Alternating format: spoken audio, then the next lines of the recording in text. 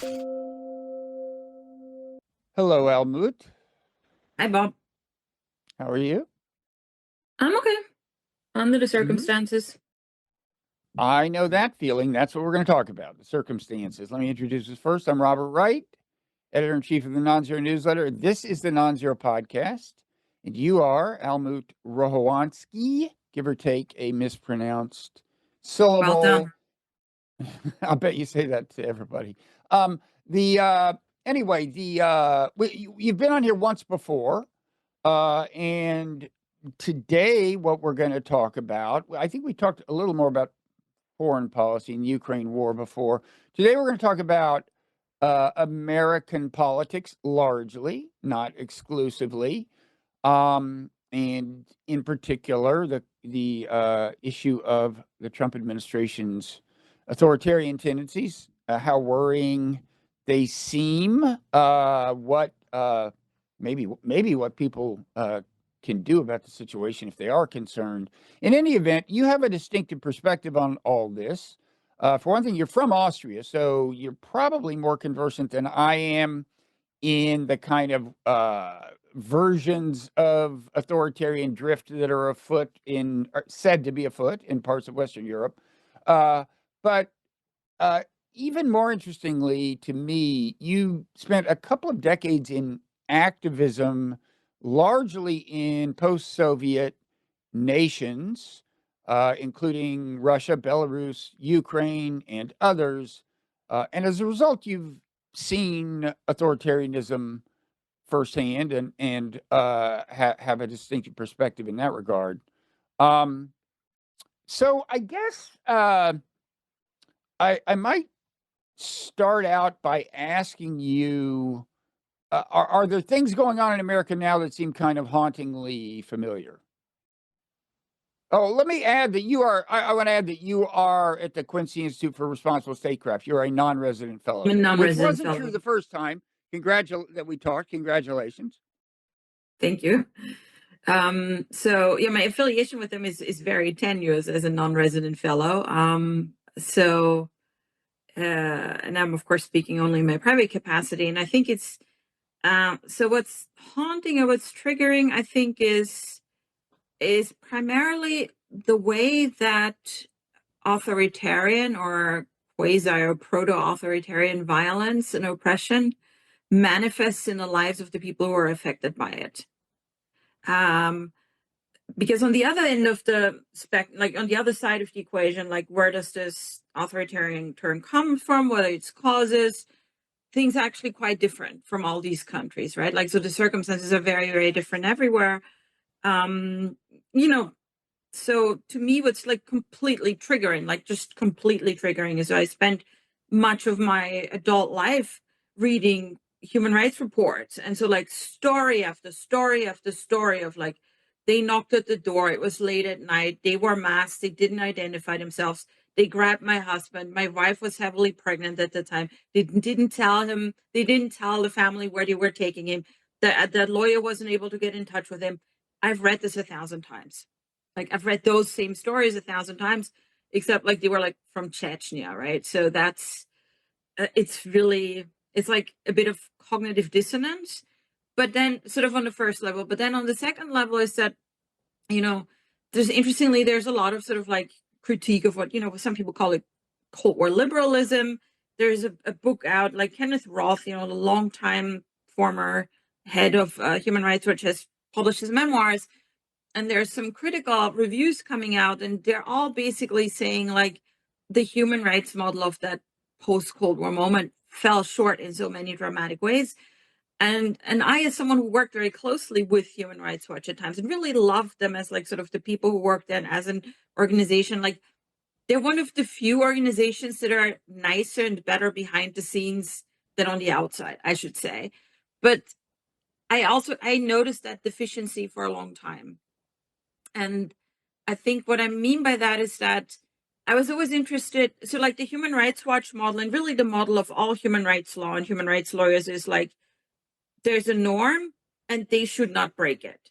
And I was always interested in why do they want to break it? Why do different actors, You mean why do authoritarians want to break norms uh, So, for example, I mean, Trump, a norm he's broken is immediately firing a bunch of inspectors general, for example. Just one example, but is Right, that the that's not a kind of human rights violation. I mean, okay? So, well, trying to deport a green card holder based apparently on what the person has said.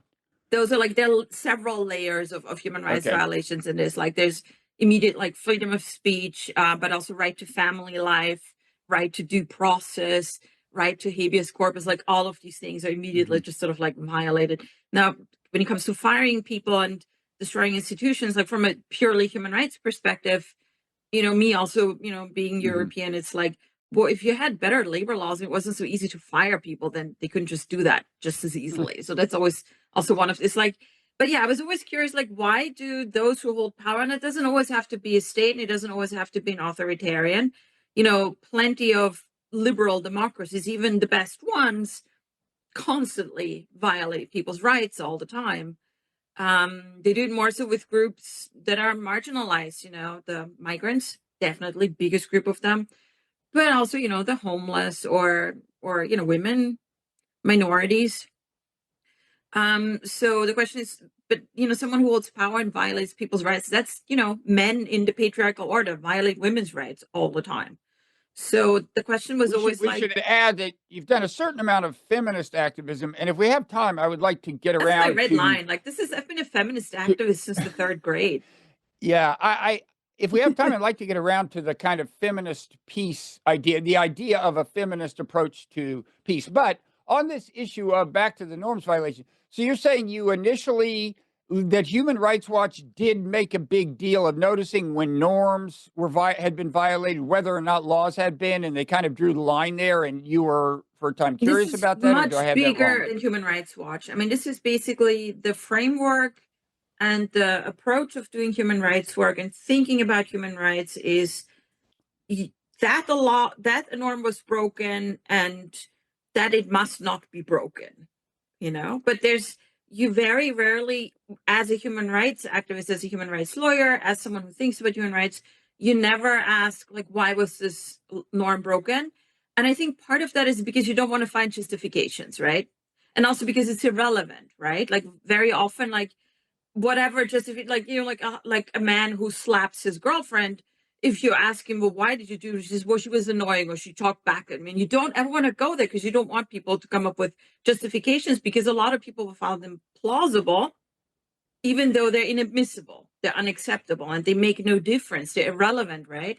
So So in this case, you're saying people would be reluctant, well, say in America, to ask the Trump administration, like, why'd you do this? You're saying that, like, in the countries you were in, there was a reluctance to give them the opportunity to explain why they not just violated in the norms? countries I was in, but like in all the institutions, from like UN human rights rapporteurs all the way down to like grassroots human rights activists, you don't ask that question. And Hmm. like I said, part of that is because you don't want to give them a chance to come up with something that sounds like a plausible justification, to the layman, or to the misogynist layman, or to the xenophobic layman, or whatever. But also because there's a sort of a positive, like as like legal scholars would say it as like a positivist thing. Like here's a norm exists, it has to be followed. Period. Like you don't question the whys. So But in positivism is America, being the opposite this of like natural law, right? now, wouldn't you say, in effect, Trump is being asked why, in effect, he's being challenged and they're explaining, right? So that is playing out. They're What's explaining happened on why the they. political level? Like on a political level, these things are being discussed. That's right. I'm just Mhm. talking as someone, who was like part of a human rights framework, or like this ecosystem in which you use human rights mechanism and tools and thinking, like human rights litigation or writing these human rights reports. And in that particular ecosystem, the question of why is a bit taboo. Like it just doesn't, you don't want to do that. You So don't it's do like that. a norm is like a law in that sense, in the sense that, look, if you break it, that's wrong. We're going to say that's wrong, and that's the end of the story. At end of story. Okay. And it mustn't be. What cannot be must not. What must not be cannot be, and vice versa. Now, of course, as a feminist activist, when you come sort of like the feminist theoretical or philosophical framework is that, power is a thing. Mhm. and violations happens as expressions of unequal power. And violence happens precisely to keep this discrepancy of power in place. Like, women get slapped around and have all sorts of violence inflicted on them to maintain the current order, which is very convenient for men. So that would be in certain philosophical traditions that are also adjacent to the human rights framework and overlap with it in parts. They do very much ask that question about power. So, I mean, maybe is this an analogy? I heard today that NYU had canceled New York University canceled a speaker, a pro-Palestinian speaker, and From Doctors presumably Without that Borders, right? what's Doctors that? Without Borders. It was from It may Doctors have Without been. Borders or I'm not something. sure. I just caught it right before we started Hmm. taping, but presumably that is not unrelated to the Trump administration successfully intimidating Colombia by threatening to withdraw 400 million and I guess annual I think the federal word is support. blackmailing, not intimidating. Whatever Yeah. the And but I should just add at this point, I'm also a green card holder, and I may also be deported ah for this. oh my So, God, I didn't even no, think about that. yeah, but Well, I have at thought least about just it. avoid the subject of uh, Israel and Palestine, and maybe No, you'll no, it's fine. I think uh, like experience has shown that people like me don't get deported so much, and by people like me, I mean natural blondes. uh, in fact, did you read that thing? Uh, Apparently, the one group of immigrants that Trump is being welcoming to is white South Africans. Oh Did you yeah, read that piece in the classic. Times? Well, I think that is a straight up connection to like this long story about him, how he used to like for years go around pretending that his ancestry was Swedish. I think in the post World War II era, there was a kind of a stigma, well, in some minds, attached to being German, and I think that's yeah. I suspect his father may have been a little dodgy about that in the post World War II era. I don't know, uh, but yeah, and I mean, this kind of is, I guess, taking us too far afield. But I'm not even sure what's going on in South Africa, uh, exactly how oppressed these people are. There was some discussion of a law that would, in principle, give the government the right to take property. It wasn't clear to me it's the right has been exercised yet or anything. So I don't know what's going on there. But the and I mean our government has the right to take property via eminent domain and has done that. But anyway, the okay. So where yeah. So I guess that's so. I mean, I might say I don't think it's. I mean, I don't think power is used only to preserve power.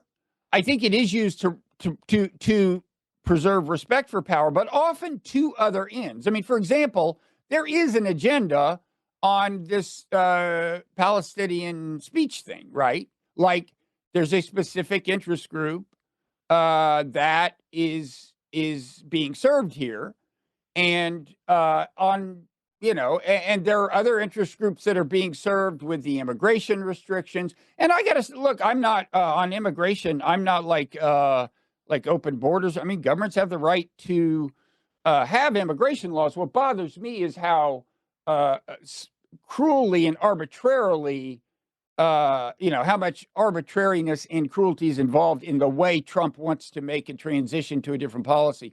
But anyway, that's just my own view. But what I would say is it's not just power for this. I mean, power is used to pursue an agenda that is favored by various groups that, for one reason or another, have power. Right? Well, yeah, in order to like if you're like the Italians say, it always rains on those who are already wet.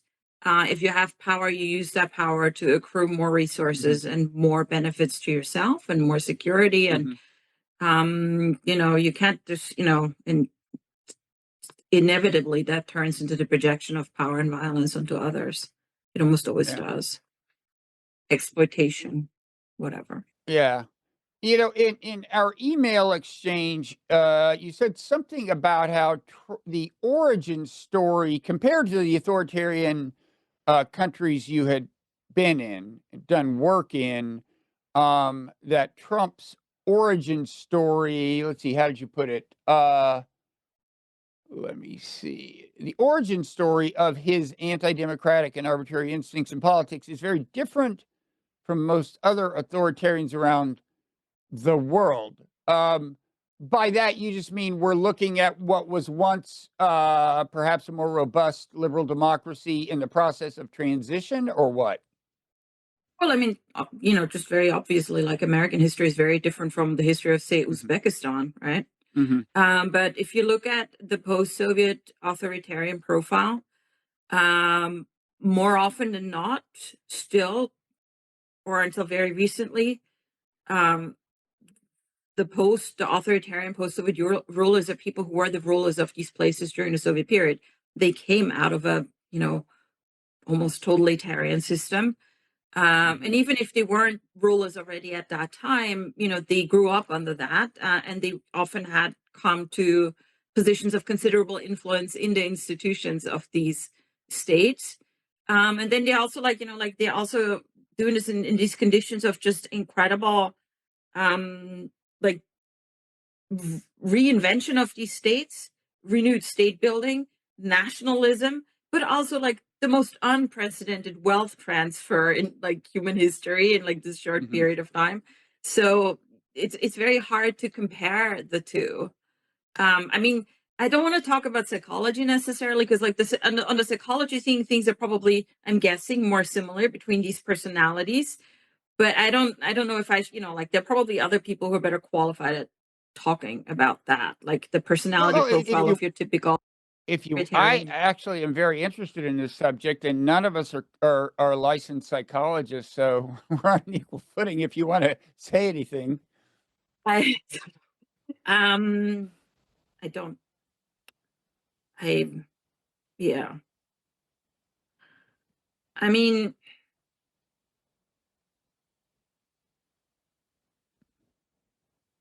You don't have to. one interesting parallel certainly is that with some of them you see a feature, and although they're the cultures that they come from, like are very different, they all have a thing of having multiple women, wives, and children by these women, and a record Mm. of probably sexual violence towards women too. So that seems to be, Really? well, Ramzan Kadyrov in Chechnya, Mhm. the president of Tajikistan, who you probably don't know, but he has like an insane number of children, like you know, high Yeah. two-figure number of children. So there's that. Those are just sort of things that come to mind. Also, I guess even in Belarus, the head of Belarus, who you might know, Lukashenko, this like big Yeah. barrel-chested mustachioed guy. He had this like second wife and has a very young son by him, and like the son is like always next to him. Well, he's now like 18 or 19, but like his entire childhood has sort of been like the princeling sitting on the throne. Hmm. And he's sort of primed for leadership. We have had dynastic transitions in these countries, at least one, that's Hmm. Azerbaijan, and others that have come close. Yeah, no, I could definitely see. I mean, Ivanka has kind of faded away or out of the public eye this time, but I could have well seen Trump uh, thinking about either her or Donald, I guess, as some kind of successor. Wouldn't shock me if he hasn't thought about that. So, how, a common question is how worried should we be? And by that, people generally mean how worried about kind of losing the republic. In other words, 10 years from now, either they're no longer having elections, or the elections are a sham, or whatever, and fundamental constitutional rights that are now respected are no longer respected. And so, do you have a view as someone who's not from the United States and maybe is more objective, and again has a kind of unique database to draw on?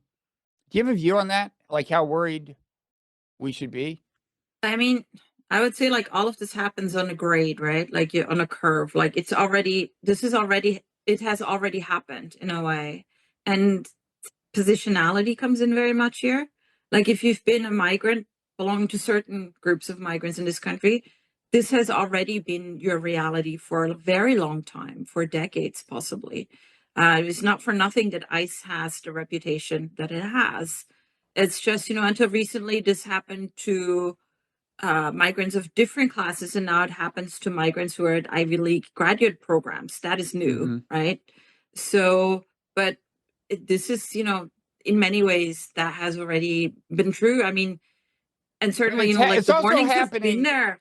I mean, I remember, I was already here and already doing this work, when Citizens United happened, and like sort of the howling and gnashing of teeth that was heard around the time, saying like this is going to be the end of the republic. And guess what? This is going to be the old lead us into the oligarchy, and it very much looks like it has. So, in a way, like you should have been worried a long time ago, but it's still good enough if you get worried like right now, and even if you start 5 minutes from now, it's still good. The question is like, what do Yeah. you do with this? Um, but I think the softening, it sort of the circle of people who are facing oppression and violation of their rights and marginalization increases.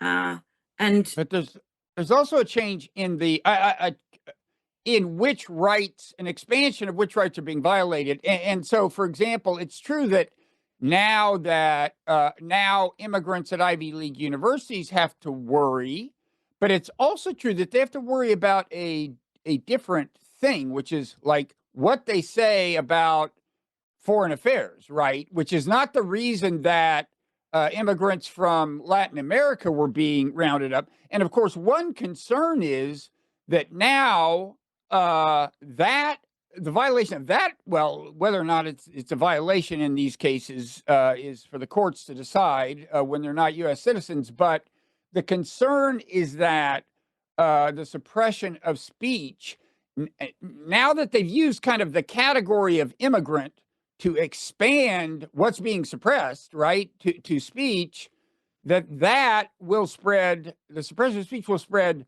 from immigrants to non-immigrants. And in a way, you could argue that what the leverage they're using on college campuses is doing that as well. So I'm just saying it to me, I think one thing people are concerned about, I mean, you're right to say that this has been going on, that people that most Americans don't think about much have been subjected to various kinds of harsh treatment. We haven't really noticed because there are these low wage workers who came across the border. But it's also true that new kinds of behaviors are being prohibited. And I think that's what's getting the attention of people who hadn't paid attention to the first round of correct. suppression. But I mean, you say people that most Americans don't know anything about or didn't know anything about. And I would argue that when we lost Roe versus Wade, this now includes every woman of childbearing age is potentially subjected to life-threatening violence in this country. Yeah, I mean Yes, it's a different issue, and I don't it's want to not a get too different issue. sidetracked. How did we lose Roe versus Wade? That was Trump's doing too, ultimately, and that was Well, the yeah, but plan. what I mean is there are a lot of there are not many legal scholars in America arguing that you can violate First Amendment rights of a green card holder. Like that is a radical Trump view. In the case of Roe versus Wade, uh, there's a much broader swath of legal scholars who say that that was wrongly decided in the first place, and the way to settle the issue of abortion is at the level of the legislature, whether the federal legislature or the state. Like that's not a radical view in legal circles, just in terms of the The number way of I lawyers who think hold about it. it, the fact that this has ever been up for debate, is just shows that like you really shouldn't do victimhood Olympics and all of that. But um, in the end, women still are sort of our rights are the most disposable of all, the ones about which one can, reasonably have discussions about, like they are up for debate. And other things are not so much up for debate, like freedom of speech. But I mean, yeah, it does certainly, like there's something new about it. I don't want to deny that. I don't want to like, sort of like say, oh, nothing to see here. Not at all. But you asked me like, should we be worried? And my point is, you should have been worried a long time ago. And you also should have Oh, been I think worried. some people, yeah, more people should have been. Some were. I mean, Citizens United did get a lot of discussion and blowback. Right. And sure enough, Elon Musk is now, whatever he is. Well, he's the poster boy of this, but like there's, obviously the system was eroded Yeah. by many, smaller mosques over, the past 15 years. So Yeah.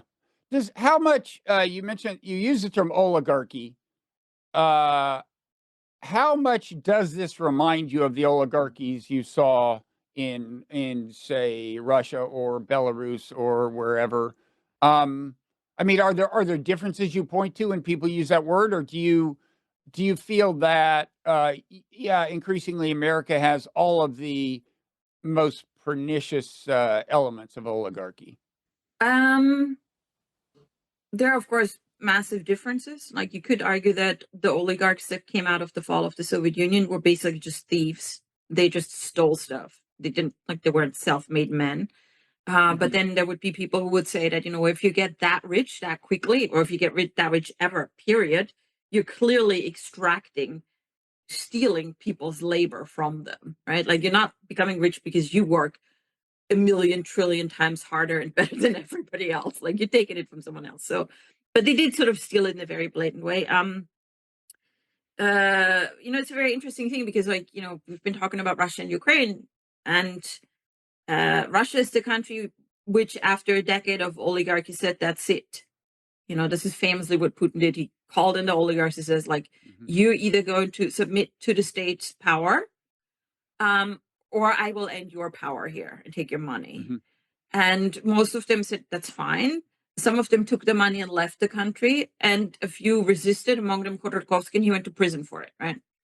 And Ukraine was the country where the oligarchs had the run of it until very, very some people say really until the beginning of this big war in 2022.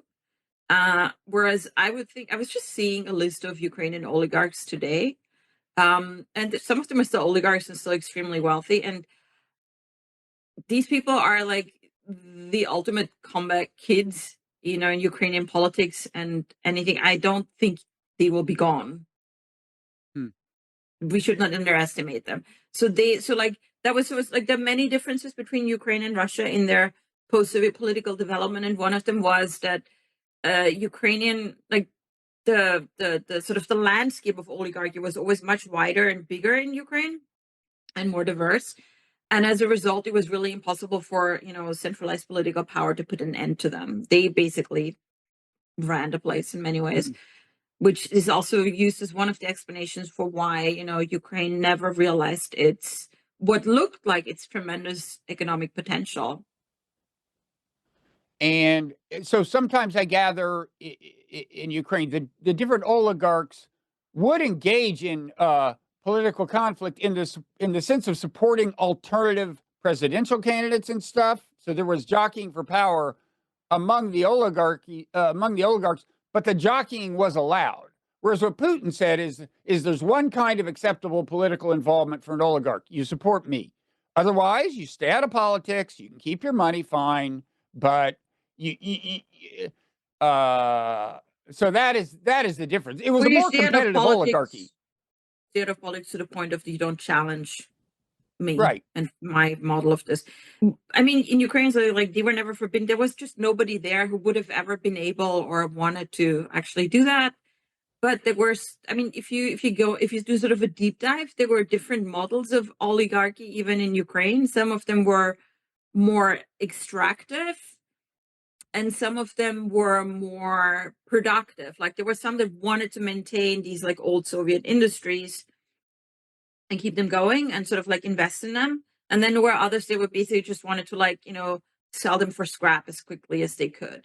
And then there are Mhm. also a few that have sort of like, now all of them also, meddle, like stick their dirty fingers into other things. Like you always want to own a TV station, and or a newspaper or both. Energy, like you always want to own, energy or pipeline stuff. Like you want to be involved in that or those contracts. So yeah, these are complicated things, but the difference, the big difference is obviously that oligarchy is a very young thing in the former Soviet Union, but also a very immense thing. Like it really sort of just exploded onto the scene, right? Mhm. With our Western active collaboration. Whereas in the West, it's been a thing that we've had as part of our economies again and again and again, and that we've done a lot of thinking and policy making around. And I mean, you can think about the Gilded Age, you can think about like the high tax rates of the early 20th century. You can think about, like there's certainly like this has been something we've talked about and thought about for again and again and again. And this is not just true for the US, it's also true for Germany, for example, where, some of the families whose family businesses are now getting very rich with this new rearmament, they've been getting rich of steel and weapons, since the 19th century. Mhm. Yeah, when you say the U.S., the West played a role in the creation of the oligarchy in the former Soviet Union, you mean in the way of I mean, what happened was they had all these state-owned assets, and they just pretty rapidly put them in the private sector with our encouragement. And the way they did that was just say, "Here, you take this huge chunk of stuff. You're well connected, or for whatever other reason, we'll give you, a third of the oil industry or whatever." So you had this sudden creation of a small number of very wealthy people in what had already been an authoritarian system, so I guess it's not natural that not surprising that you wind up with an authoritarian oligarchy. Yeah. I mean, you also have post-Soviet countries, obviously, where you don't really have, I mean, you have great wealth inequality, but they're not the kind of countries that can generate like proper oligarch level oligarchs by themselves. And those would be the very poor ones, like Kyrgyzstan or Tajikistan or maybe even Moldova. They've generated some very wealthy people, but they don't quite, they're not quite in the same league as someone like Abramovich or Rochowanski. Hmm. Um, I'm curious, just as a kind of footnote, I mean, I what? think if you want to say something else, so like one feature of authoritarianism that is uh, interestingly far more specific to the US and to Western Europe is that it's almost always tied to nationalism. Like it's a right wing nationalist, like ethno-nationalist thing. You just cannot seem to be without that. Uh, Ethno-nationalism is not a necessary feature of post-Soviet authoritarianism. On the contrary, hmm, sometimes ethno-nationalism hmm. would be seen as an opponent or a threat to these authoritarians. But in the West, it seems to be very much an ingredient. Yeah, although Trump would say with pride that he attracted more black votes this time around, more Latino votes this time around, and that really the group they privilege is not an ethnic group per se, but a group that isn't immigrants, right? I mean, that they may be Well, descended from immigrants, but they're not immigrants. That's what they would say. And I that's what they mean, would say, but then they also have an issue with DEI, right? Like they have a problem yeah. with affirmative action. And like it seems like a very large part of the elites around him are white men who feel like something was stolen from them because like they didn't get what they were due because they're white. So they do that, but also like I want to say like it's actually irrelevant. Like nationalism, since race is a social construct, right? And a nation is a social construct, you can vary just like you want. You can always say, well, today these people belong to us and tomorrow they don't. Mhm. And yesterday they didn't belong, but today they do. And today we design or designate Mm. another group that is not part of the in group. So these things are completely Oh, relative anyway. They're completely deliberate. I mean, like just when you look at Europe right now, when you look at the rise of all these like right wing European parties, you can't see, I guess Americans can't see that so much from the outset. But a great many of them are immigrants, first or second Mm, generation. A great many of them are from mixed, the children of mixed marriages. Um, their parties are full of immigrants.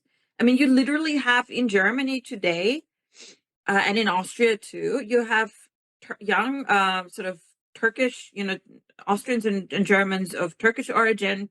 They just naturalized in their own life, so maybe they were born to parents that are already naturalized. They're like my age. Um, and they will say things like, we don't want all these Syrians here because these young guys from Syria, they're like out in the streets and out in the parks. And my teenage daughter cannot go to the park because, like, she's mhm, afraid of them. But they are literally the men because of whom my parents wouldn't let me go to the park when I was a teenager. mhm. Yeah. No, So, like, they that's kind of cannot, what I mean. there's, so this I is, don't deny the nationalist part, but I think if you take the ethno part to literally refer to ethnic groups in the traditional sense, these nationalist parties are trying to build a multi-ethnic coalition to whatever extent they can.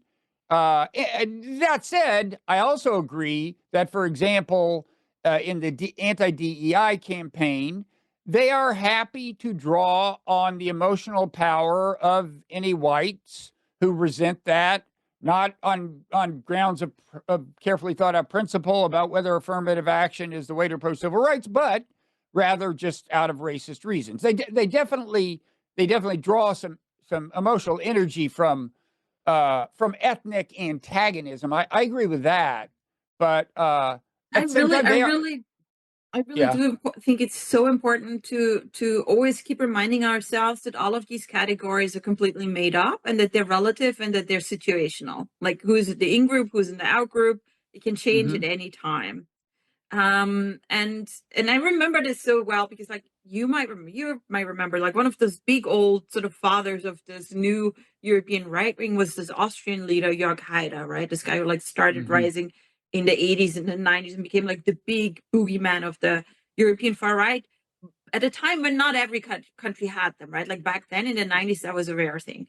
So I remember he was like the bane of my youth and my childhood. Like, seeing this guy, this like manipulative, super talented, super sleazy politician every day on TV and just getting really angry at him and like the things he was doing. But I remember one scene where he's like, he's really good, like he was a people person. He was really good doing these like big like election events, like intense and in stadiums and stuff.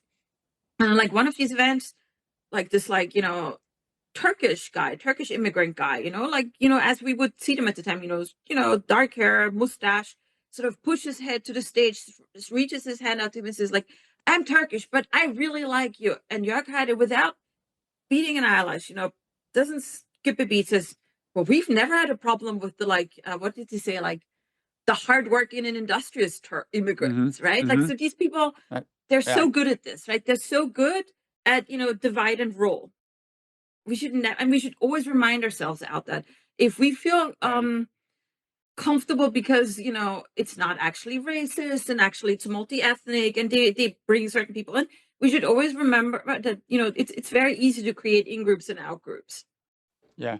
I mean, sometimes I think Trump is using the Palestinian issue partly as a wedge issue within the Democratic Party. In that way, it's a different kind of divide and rule. So anyway, we have come to the part of the show where we're going to move into overtime, which is available to paid subscribers of Non-Zero newsletter. I encourage you to become one. There's a link in the show notes. You can go to just Google Non-Zero uh, newsletter, and you'll find a post for this podcast where you can become a paid member, watch the whole thing or listen to the whole thing there immediately, or set up your special podcast feed. Um, and Almut, you've been kind enough to say you'll stick around for overtime. And in overtime, I want to move into some of the European stuff. Uh, Germ- Germany is apparently starting to crack down on pro-Palestinian speech by immigrants. Starting to. Well, it just entered my awareness, I guess, so we can talk about that. France, a big thing happened with Marine Le Pen getting convicted of, well, it's called embezzlement. That's kind of a misleading term, but in any event, there are parallels, I think, to the way Trump's criminal prosecutions kind of energized his base and so on. We'll talk about that and some other stuff. Before we go into overtime, is there anything else you want to say just by way of, well, any message you want to send? We should say, you're on Twitter. Your Twitter handle is your My last last name. name, I believe, right? It's at Rochowanski. Rochowanski. You just Google me, you'll ANSK. find me. Okay. And so is there anything else you want to say?